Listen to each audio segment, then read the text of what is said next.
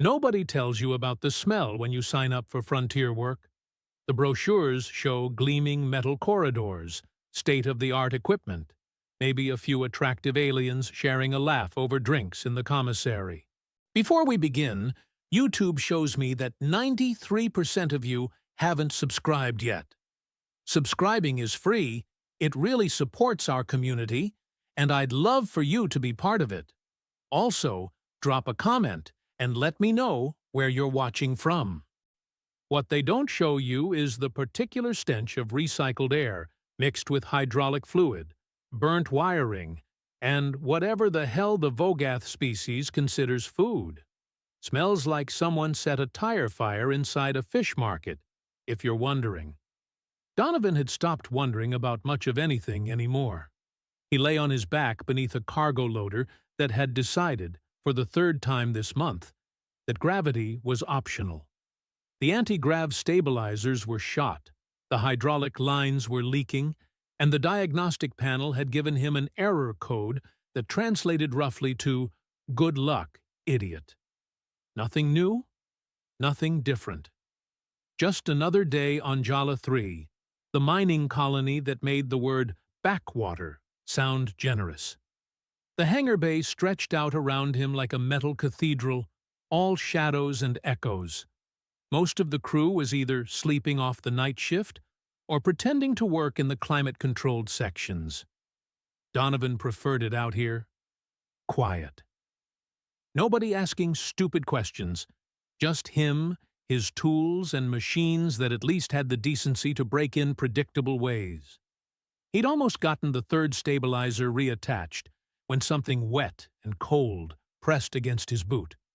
Donovan ignored it. Probably condensation dripping from the overhead pipes.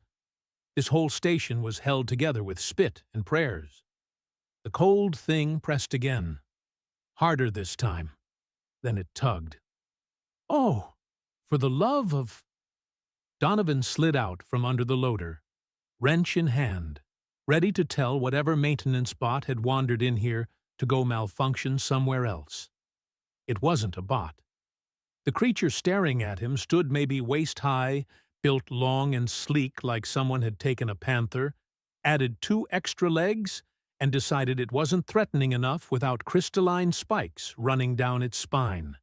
Its fur was midnight blue, almost black, and its eyes, all 4 of them, glowed with that particular amber color that nature reserves for things that eat other things. A Nalkin cub. "Well," Donovan said slowly, "that's new." The cub tilted its head, ears swiveling forward. Then it lunged at his boot again, teeth clicking against the reinforced toe. Not a real attack, more like a puppy testing boundaries, if puppies had fangs designed to punch through armor plating. Donovan had been on Jala 3 long enough to know what Nalkin were. Everyone knew. They were one of the apex predator species in this sector, the kind of aliens who made other aliens cross the street. Their homeworld had 3 moons and nothing that could be called prey. Just other predators fighting for dominance. The Nalkin had won that fight, then looked up at the stars and decided to keep winning. They served in galactic militaries, ran private security firms, and occasionally showed up as diplomats when someone needed to make a point that involved implied violence, and this little one was chewing on his boot like it was a squeaky toy. "Hey," Donovan said, "stop that." The cub ignored him, worrying at the laces now. Most people, most sane people, would have backed away slowly. Called security.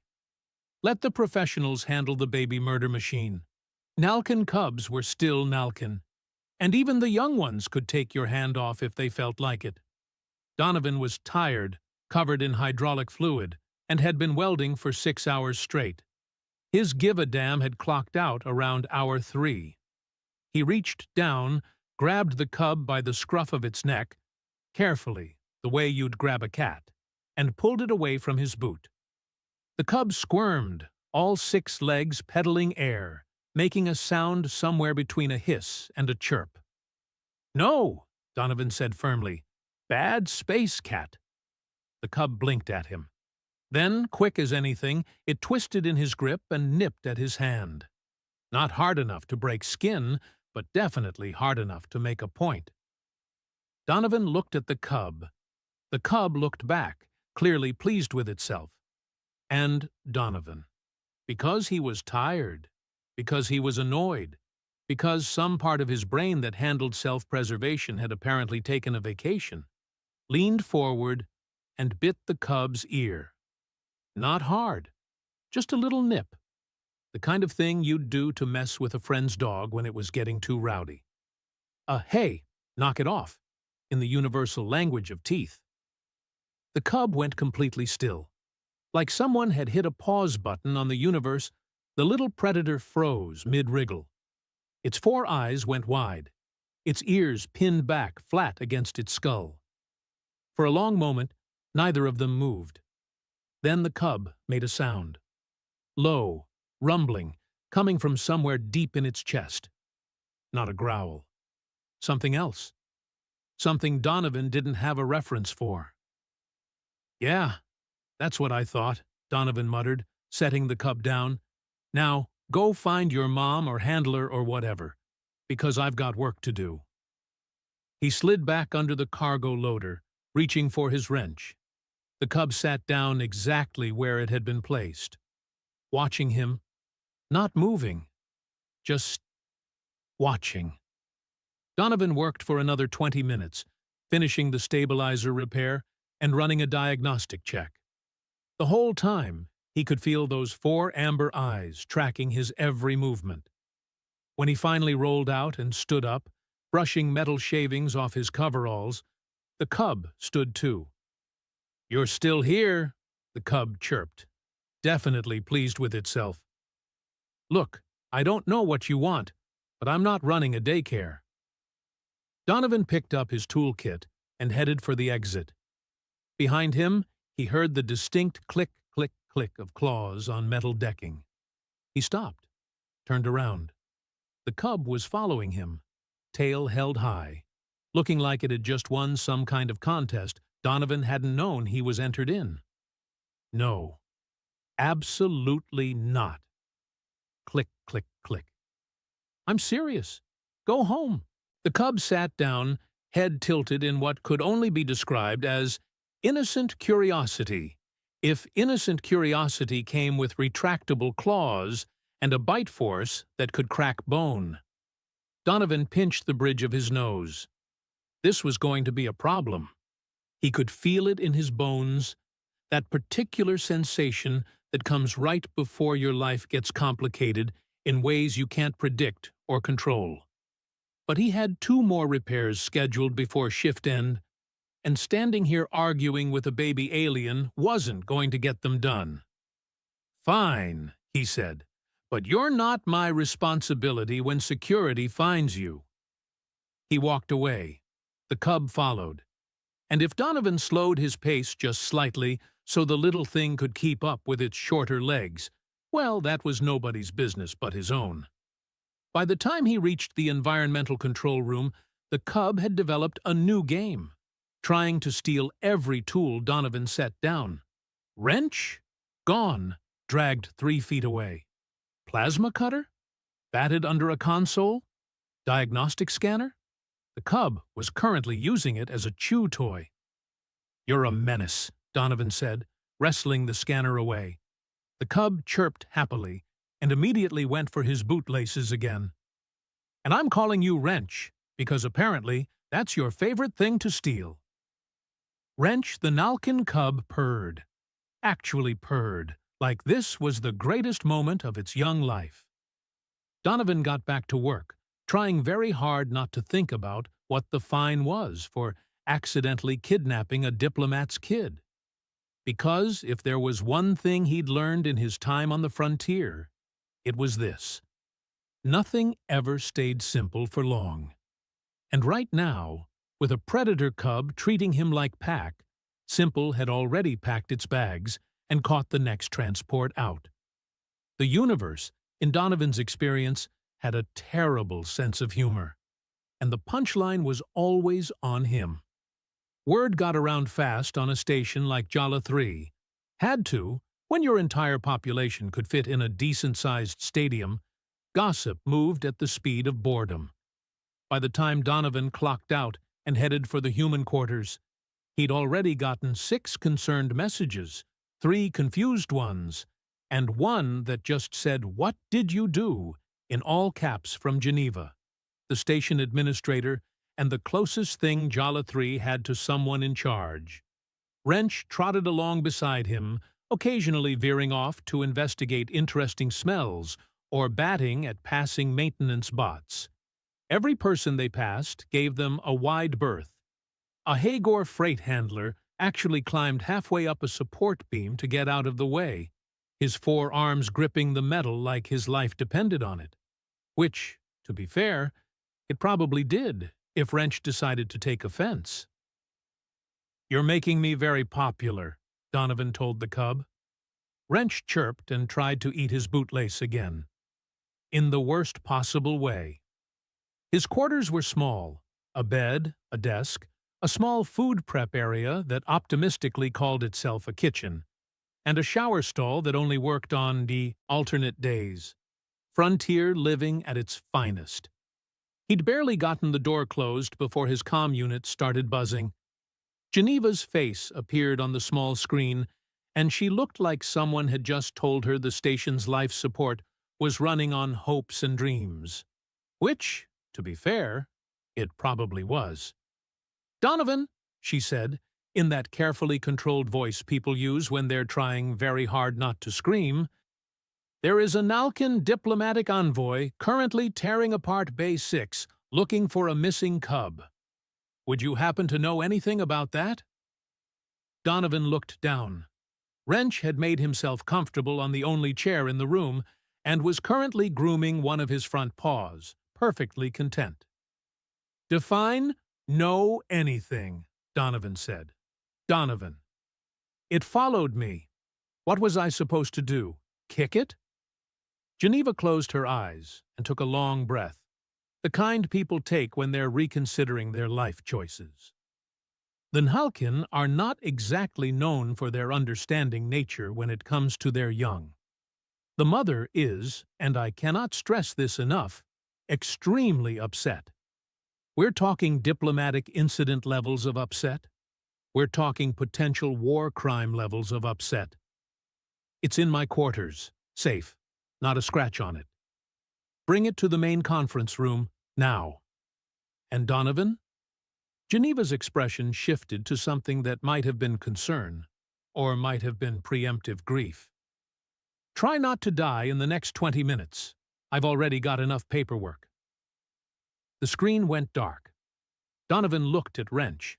Wrench looked back, made a sound like a question mark given vocal form, and stretched luxuriously across the chair. "Well," Donovan said, "this should be fun." The conference room was designed to handle multi-species meetings, which meant it was too cold for humans, too warm for Frostheim natives, and somehow still smelled like the Vogath lunch rush. Geneva stood near the door, looking like she'd aged a month in the past hour. Next to her stood 3 Nalkin, and if Wrench was concerning, these were absolutely terrifying. Adult Nalkin stood nearly as tall as a human at the shoulder, which meant when they rose on their hind legs, which they could do and did frequently, they towered over most species. Their crystalline spikes were longer, sharper, and currently gleaming under the conference room lights in a way that suggested they were more weapon than decoration. The largest of the 3 stepped forward. Her fur was darker than Wrench's, almost pure black, with silver streaks that might have been decorative or might have been scars. Her 4 eyes fixed on Donovan with an intensity that made his hindbrain scream suggestions about running, hiding, or possibly both. "You," she said, in perfectly accented standard Galactic that somehow made the language sound like a threat, "are the human who took my offspring." Wrench, who had followed Donovan the entire way here despite his best efforts to discourage it, chirped happily and bounded forward. Every Nalkin in the room tensed.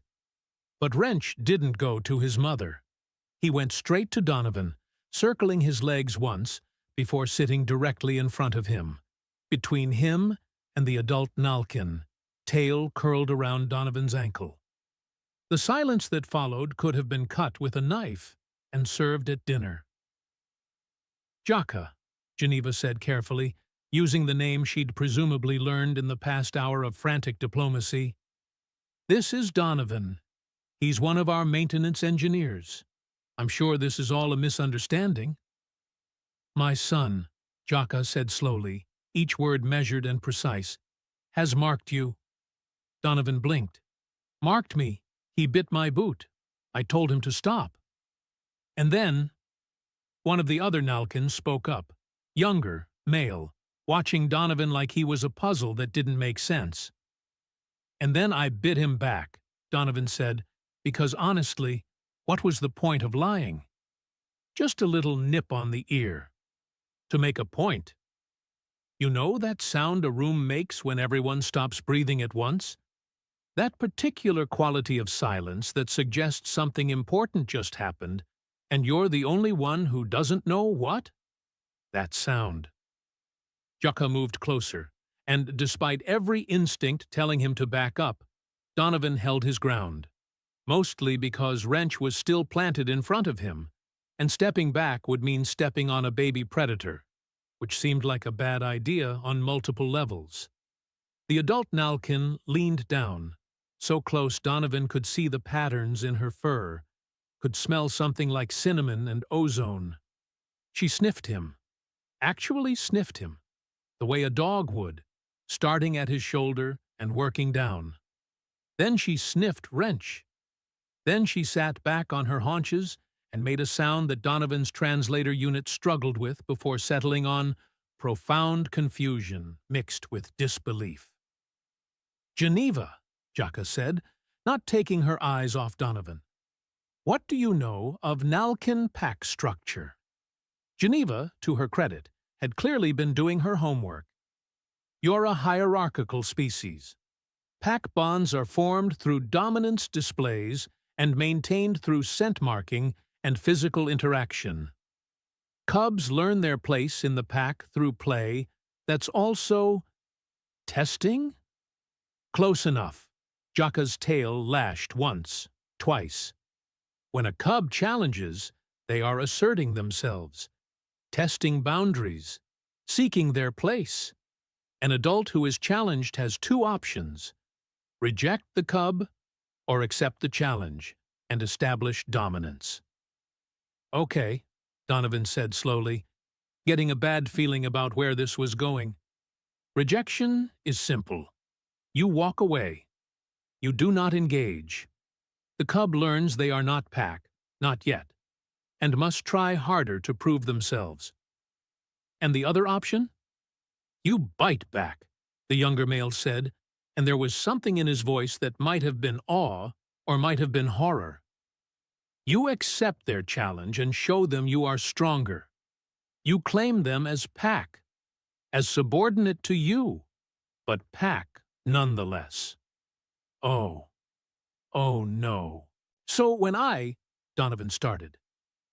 "You claimed my son as pack," Jaka finished. "You asserted dominance over a Nalkin cub, and he accepted." Wrench chose that moment to rub against Donovan's leg, purring loud enough to be heard across the room. "Can we?" Donovan said carefully. "Unclaim? Is there an unclaiming process? Some paperwork, maybe?" "Pack bonds," Jaka said, "are absolute. They are formed in instinct and blood. They do not break. They do not fade." She paused, and when she spoke again, there was something new in her voice. Not quite respect, not quite confusion. Something in between. "No outsider has ever been accepted into Nalkin pack structure. Not in 1,000 generations. Our bonds are our own." "Until now," the younger male added. "Until now," Jaka agreed. Geneva made a sound like someone had just told her the diplomatic incident had been upgraded to a Category 5 disaster. "So what does this mean?" Legally? Culturally? Jaka considered this, her tail moving in slow, thoughtful patterns. It means this human has claimed Nhalkin as his own. It means my son has accepted him as pack leader. It means, and here she looked directly at Donovan with those 4 amber eyes, that by our law and custom, Donovan of the humans is now recognized as having pack status. Pack status, Donovan repeated. You are not Nhalkin, the younger male said quickly, like he needed to make this very clear. But you have been accepted by one of us. That makes you adjacent, pack-touched. I just wanted to fix a cargo loader, Donovan said to nobody in particular. Wrench chirped happily, completely oblivious to the existential crisis happening around him. The question, Jaka said, standing to her full height, is what happens now.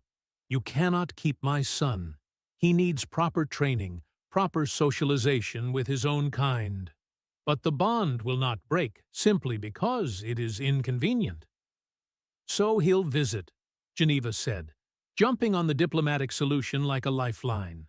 Supervised visits. Donovan continues his work. The cub gets time with both his family and his, she hesitated over the word, pack leader. Everyone's happy. No, Jaka said flatly. Geneva's expression suggested she was reconsidering her career choices again. The bond must be tested, Jaka continued. Properly. If this human truly has dominance over my son, over a Nhalkin, then it must be proven. Not through accident or jest, but through challenge. The other 2 Nhalkin made sounds of agreement that Donovan's translator struggled with. Challenge, Donovan said flatly. You want me to fight your kid? No, Jaka said, and something that might have been amusement flickered across her alien features. I want you to fight someone your own size. She looked at the younger male, who straightened up with an expression that suggested he'd been waiting for this. June, Jaka said, has recently completed his warrior trials. He is young, but skilled. He is also, and here her tone turned sharp, deeply offended that a human has achieved what should be impossible. June stepped forward, all 6 legs moving in perfect coordination, crystalline spikes catching the light. No human should hold status over Nhalkin, he said. It is wrong. It is offensive. It should not be. Well, that's pretty clear, Donovan said. So I challenge you, June continued. Dominance display, traditional rules. You win. You keep your status. You lose. He bared teeth that could punch through metal. You admit this was accident, not achievement, and the natural order is maintained. Wrench, still sitting loyally at Donovan's feet, growled. A tiny, high-pitched sound that would have been adorable if it wasn't coming from something that would eventually grow up to be an apex predator. And if I refuse? Donovan asked. Then you admit you have no real claim, Jaka said simply.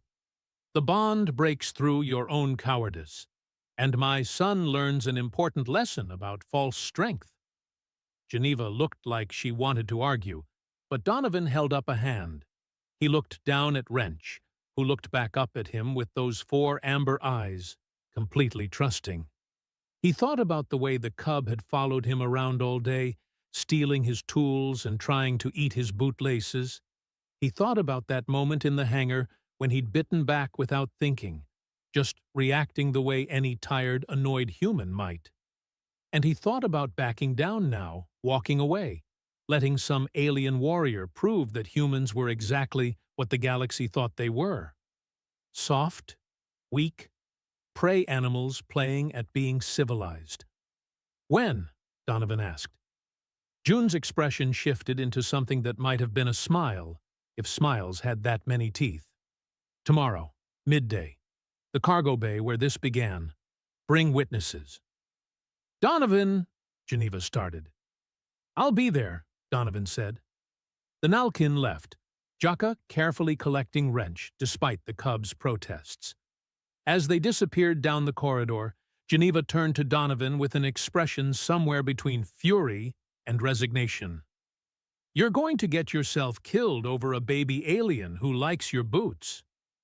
"Probably," Donovan agreed. "And there's nothing I can say to change your mind."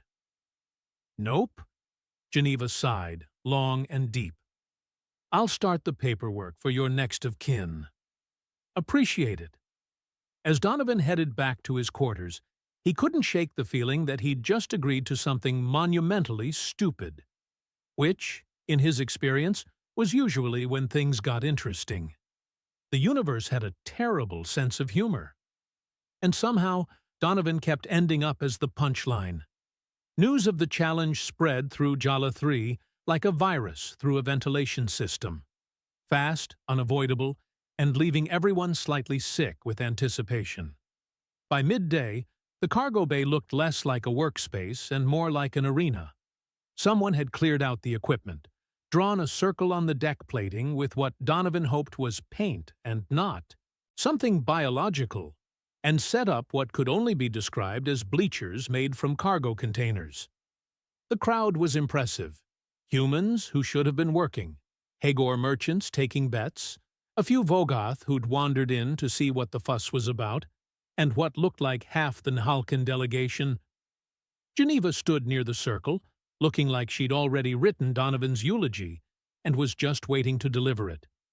Donovan showed up in his work coveralls, because if he was going to die doing something stupid, he might as well be comfortable. He'd wrapped his hands in grip tape from the machine shop and done exactly zero other preparation, because what do you even do to prepare for fighting an alien predator? Watch nature documentaries? Practice getting mauled? June was already in the circle, moving through what looked like stretches, but were probably ceremonial warm-ups. His crystalline spikes gleamed under the bay lights, and his muscles moved under his fur like cables under tension. He looked fast. He looked strong. He looked like something that evolution had spent millions of generations perfecting into a killing machine. Donovan looked like a guy who fixed air conditioning for a living. "You can still back out," Geneva said quietly as he approached. "Say you were confused about the customs. Cultural misunderstanding. I'll smooth it over." "And then what?" Donovan asked. "Wrench learns that humans fold when things get hard? That pack bonds mean nothing if they're inconvenient? Wrench is a cub. He'll forget you in a week." "Maybe," Donovan said, "but I won't forget him." Geneva opened her mouth, closed it, then shook her head. "You're either incredibly brave or incredibly stupid. Can't it be both?" Jaka stepped forward, acting as what Donovan's translator called a challenge keeper. Part referee, part witness, part judge. She raised one clawed hand, and the crowd quieted. "The challenge is witnessed," she announced, her voice carrying across the bay. "Dominance display, traditional rules. Submission or unconsciousness ends the fight. Death is not the goal, but accidents happen. Both parties acknowledge this." "Acknowledged," June said immediately. Donovan took a breath. "Yeah, sure. Let's get this over with." "Then begin." June moved like liquid violence, closing the distance between them in a heartbeat. Donovan had just enough time to think this was a terrible idea before the Nhalkan was on him. All 6 legs and claws and teeth designed for exactly this kind of confrontation. Donovan did what any reasonable person would do when charged by a predator. He dove sideways. Not graceful, not pretty, but effective. June's claws raked through empty air, where Donovan's torso had been a second earlier, and the human hit the deck hard enough to knock the wind out of his lungs. The crowd made various sounds of appreciation or disappointment, depending on their betting positions. Donovan rolled, got his feet under him, and immediately had to dodge again as June pivoted with terrifying speed. Those crystalline spikes weren't just for show. They whistled through the air like thrown knives, and one of them caught Donovan's shoulder, tearing through his coveralls and drawing first blood. "Point to the apex predator," Donovan muttered, backing up to keep the Nalkin in front of him. June didn't gloat, didn't pause, just kept coming, methodical and patient, like he had all day to take apart this soft human who thought he could claim pack status. And here's the thing about humans that the galaxy consistently underestimates. Humans are persistence hunters. Back on Earth, before cities and ships and faster-than-light travel, humans ran their prey to death. Couldn't outrun an antelope in a sprint? Fine. Follow it for hours. Days, if necessary. Wait until it collapsed from exhaustion, then move in for the kill. Humans don't win by being faster or stronger. They win by being too stubborn to quit. Donovan let June press the attack, dodging and weaving, taking hits that didn't slow him down but avoiding the ones that would. He watched how the Nhalkin moved, how he telegraphed his strikes with a slight shift of his weight, how those 6 legs meant better stability, but also more coordination required. 3 minutes in, June's breathing got heavier. 5 minutes in, his attacks got sloppier. 8 minutes in, Donovan stopped retreating and started countering. It wasn't pretty fighting. Donovan had learned to brawl in station bars and maintenance bay disagreements, all elbows and headbutts and dirty tricks that would make a martial artist weep. When June lunged, Donovan grabbed a handful of fur and used the alien's own momentum to throw him off balance. When those claws came for his face, he ducked under and drove his elbow into what he hoped was a sensitive spot. Turned out it was, based on the sound June made. The crowd was getting louder now, a mix of cheers and shocked silence as the human who should have been dead in the first 30 seconds was still fighting, still moving, still refusing to go down. Donovan's shoulder was bleeding. His ribs hurt. He was pretty sure his left hand was broken from where he'd blocked a strike wrong. But June was panting, favoring his right side where Donovan had gotten in a solid kidney shot, or whatever Nalkin had that served the same purpose. "Just submit," June growled between breaths. "You fought well. No shame in losing to your betters." Donovan spat blood. He'd bitten his tongue at some point and grinned. "Funny thing about humans, we don't really do the whole know your place thing." He feinted left, and when June moved to counter, Donovan dropped low and swept the alien's legs. Not all 6, that would be impossible, but enough to break his stance. June went down hard, and Donovan was on him before he could recover, getting an arm around the Nalkin's throat. Not a killing hold, just pressure, just control. June thrashed, stronger than Donovan, faster than Donovan, built for exactly this kind of close-quarters grappling. But Donovan held on with the desperate grip of someone who'd spent his entire life holding on to things that didn't want to be held. And he did something that sealed the whole absurd situation. He bit down on June's shoulder. Not hard enough to seriously injure, just hard enough to make a point. The same kind of point he'd made with Wrench. The same instinctive challenge and claim that had started this whole mess. June went still. For a moment, the entire bay held its breath. Then, slowly, deliberately, June tapped the deck with his free forepaw. Once, twice, 3 times. Submission. Donovan let go and rolled away, gasping for air, everything hurting in that special way that meant he'd be feeling this for weeks. June lay there for a moment, breathing hard, then rose to his feet with as much dignity as someone who'd just lost a dominance display could muster. Jaka stepped into the circle, looking between them with an expression that Donovan's translator couldn't parse. "The challenge is concluded," she announced. "Dominance is established. June has submitted. The human's claim stands."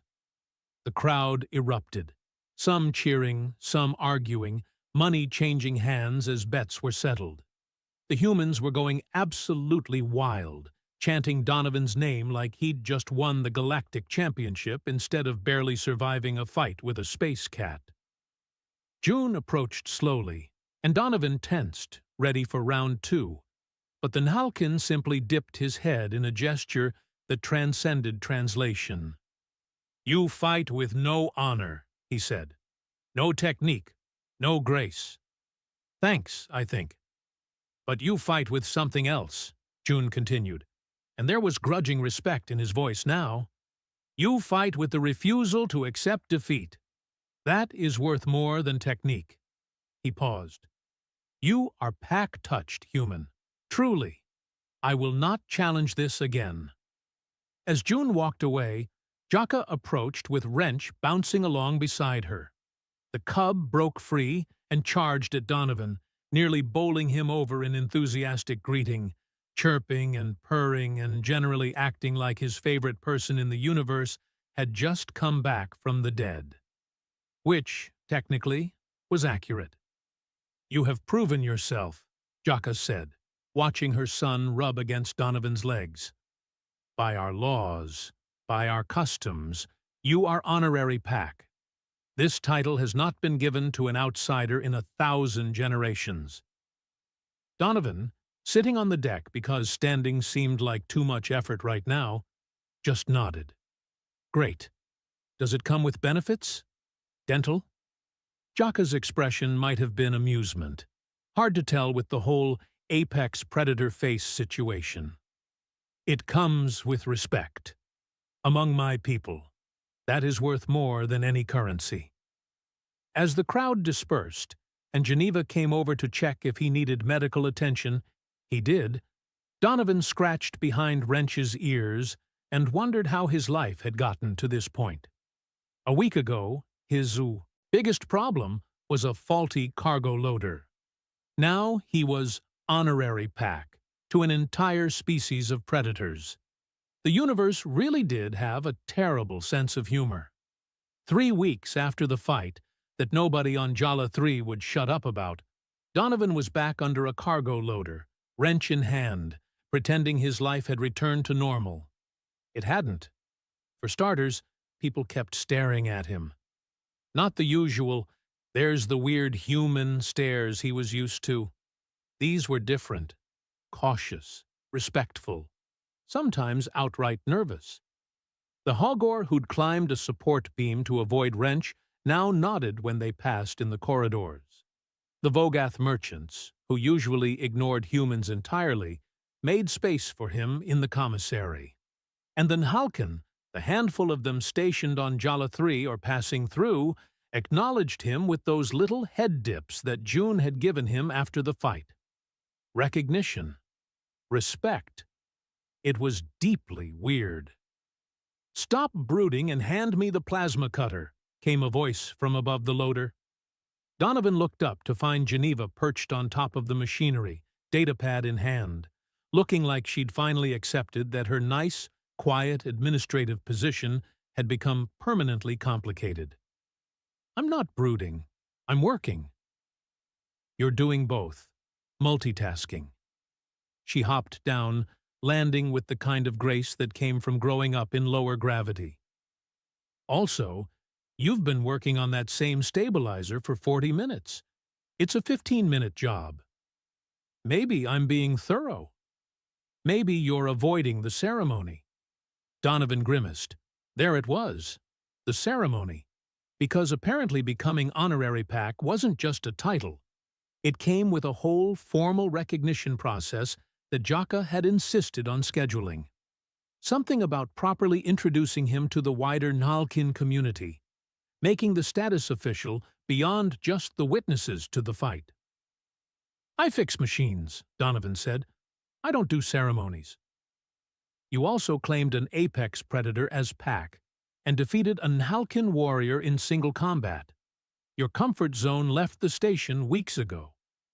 Geneva crossed her arms. "Besides, Wrench keeps asking about you." That got his attention. Wrench can ask about things now? He's learning standard. Fast, apparently. Keeps chirping your name at anyone who'll listen. It's actually kind of adorable in a terrifying sort of way. Donovan set down his wrench with a sigh. The truth was, he missed the little menace. Jaka had kept to the agreement about supervised visits, but those visits had been carefully scheduled, brief, and surrounded by enough diplomatic protocol to make them feel less like hanging out with a curious cub and more like state functions. He missed the tool stealing, the boot biting, the way Wrench would curl up under whatever machine Donovan was working on and purr loud enough to rattle the deck plates. "Fine," he said. "When's this ceremony?" Geneva's expression shifted into something that might have been sympathy. "In about 2 hours. I was supposed to give you more warning, but you've been avoiding your comm unit." "I hate you." "You really don't." She handed him a data chip. "Here. I had the cultural database pull up everything about Nalkin ceremonies. Thought you might want to know what you're walking into." Donovan pocketed the chip without looking at it. "Anything I should be worried about?" "Well, there's no fighting involved this time, so you're already ahead." Geneva started walking toward the exit, then paused. "Donovan, what you did, with Wrench, with Jun, people are talking. Not just here. The story's spreading to other stations, other systems." "Great. I'm famous for being stupid." "No," Geneva said quietly. "You're famous for being human." The ceremony took place in the station's largest conference hall, which had been transformed into something that looked halfway between a formal reception and a nature preserve. Someone had brought in actual plants, real ones, not hydroponic station crops, and the lighting had been adjusted to mimic the sunset of the Nalkin homeworld. Donovan walked in wearing the cleanest coveralls he owned, which was still basically work clothes, and immediately felt underdressed. The room was packed with Nalkin, dozens of them, all radiating that particular apex predator energy that made his hindbrain scream about finding the nearest exit. Then Wrench spotted him. The cub, significantly bigger now, growing at the alarming rate that young predators do, bounded across the room with complete disregard for dignity or ceremony, nearly knocking Donovan over in his enthusiasm. "Hey, buddy," Donovan said, scratching behind those ears while Wrench vibrated with happiness. "Miss me?" "Donovan," Wrench said, and hearing his name in that chirping, growling voice was surreal enough that Donovan forgot to be nervous about the crowd watching them. "Donovan Pack. Wrench Pack." "Yeah," Donovan said, surprised by the tightness in his chest. "We're Pack." Jaka approached with the kind of deliberate grace that suggested she was giving Donovan time to prepare himself. She looked different in ceremonial garb, bands of woven metal around her legs, her crystalline spikes decorated with what looked like carved bone. "Thank you for coming," she said formally. "I know this is not your custom. Figured I owed you that much. You know, for not eating me when this all started." Something that might have been humor flickered in her 4 eyes. "The temptation was there," she admitted. Then, louder, addressing the gathered Nalkin, "We witness today something that has not occurred in living memory. A human, an outsider, has been accepted as Pack. Not through deception or manipulation, but through the oldest law we know, the law of challenge and response." The crowd made various sounds of acknowledgement, a rumbling that Donovan felt in his bones. "Donovan of the humans bit back when challenged," Jaka continued. "He claimed Pack status through instinct, not knowledge. He defended that claim through combat, through persistence, through the refusal to submit. These are qualities we value. These are qualities we recognize." She gestured, and Jun stepped forward, carrying something on a ceremonial cloth. It was a band similar to the ones Jaka wore, but sized for a human arm, carved with patterns that Donovan's translator suggested meant something like pack touched by choice. "This is not adoption," Jaka said, taking the band and approaching Donovan. "You do not become Nalkin, but you are recognized, you are acknowledged, you are pack adjacent, and that makes you kin in ways that transcend species." She fastened the band around his upper arm. It was warm, almost alive, and fit perfectly despite being made for alien anatomy. "Wear this," Jaka said quietly, "for his ears only. Wear it, and know that across the sector, Nalkin will see it and understand. You claimed one of us. You fought for that claim. That means something." Donovan looked down at Wrench, who was practically glowing with pride. "I just didn't want some cub biting my boots. And we just wanted to survive on a world that wanted us dead," Jaka said. "Motivation matters less than outcome. You are pack-touched, Donovan of the humans. Accept it or spend your life fighting what is already true." The ceremony continued. Formal words, ritual gestures, other Nalkin coming forward to acknowledge him with those little head dips. It should have felt overwhelming, but with Wrench pressed against his leg and the weight of the band on his arm, it felt right. Strange, but right. Later, after the ceremony ended and the crowd dispersed, Donovan found himself back in the cargo bay with Wrench, showing the cub how to properly calibrate a stabilizer. "You're teaching him to be a mechanic?" Geneva had appeared with 2 cups of terrible station coffee, offering one. "He keeps trying to help," Donovan said. "Figured I might as well make it useful help." Wrench, tongue sticking out slightly in concentration, carefully adjusted a setting under Donovan's guidance. When the diagnostic panel flashed green, the cub chirped with delight and looked up for approval. "Good job, buddy," Donovan said, and meant it. Geneva watched them work for a moment. "You know what the funny thing is? The galaxy spent centuries trying to figure out humans, studying us, analyzing us, trying to understand what makes us tick, and you just," she gestured at Wrench, "accidentally showed them." "Showed them what?" "That we don't really think about hierarchy, about who's supposed to be stronger or faster or more dangerous. We just," she paused, searching for words, "we just respond. Some cub bites our boot, we bite back. Not because we're trying to dominate, but because that's just what you do. You treat everyone like they're on your level until they prove otherwise." Donovan considered this while Wrench successfully installed a component without being told.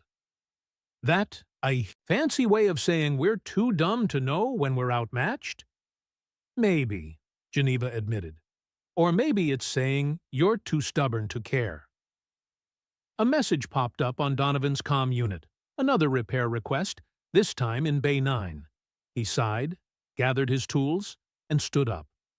Wrench immediately followed.